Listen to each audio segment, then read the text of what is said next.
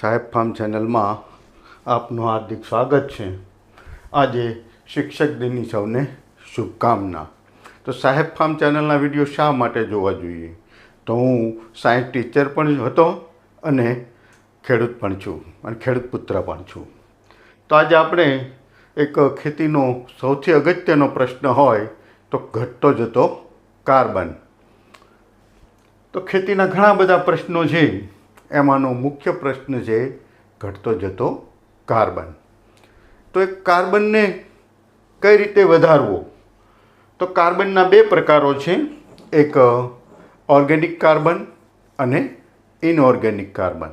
તો છેલ્લા જે ડેટા જોવા મળે છે એ આપણને 0.5%થી ઓછો જો કાર્બન આપણી જમીનમાં હોય તો એ જમીન ધીમે ધીમે રણ પ્રદેશ તરફ ખસતી જાય છે।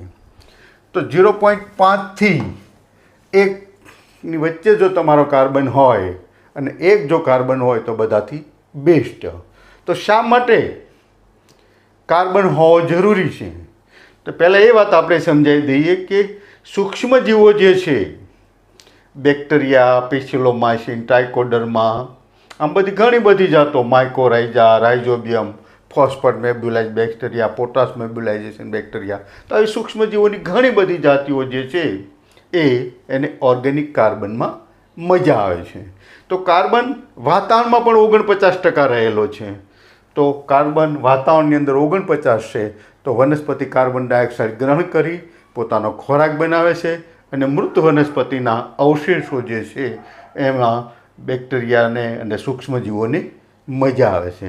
તો જે કંઈ આની હાજરી હશે તો જ આપણે રાસાયણિક ખાતરો નાખીએ કે ઓર્ગેનિક ફોસ્ફરસ નાખીએ કે ઓર્ગેનિક પોટાશ નાખીએ તો સૂક્ષ્મજીવોની હાજરી વિના આપણે સારા પરિણામો લઈ શકશું નહીં। જો આપણે તંદુરસ્ત ખોરાક ખાવો હશે તો જમીનને ફળદ્રુપ બનાવવી પડશે। તો ફળદ્રુપ બનાવવા માટે ઓર્ગેનિક કાર્બન જે છે એ ખાસ જરૂરી છે। તો એને કઈ રીતે વધારી શકાય તો તમે મારા આગળના વિડીયો જોઈ શકશો। અત્યારે ખેડૂતો પાસે જો સરસ મજાનું એક સાધન હોય તો રોટાવેટર કે કટર કે ટ્રેક્ટર દ્વારા આપણે રોટાવેટર ચલાવી અને વનસ્પતિ કે ખડ જે આપણે જરૂરી નથી એને આપણે જમીનદોસ્ત કરી શકીએ।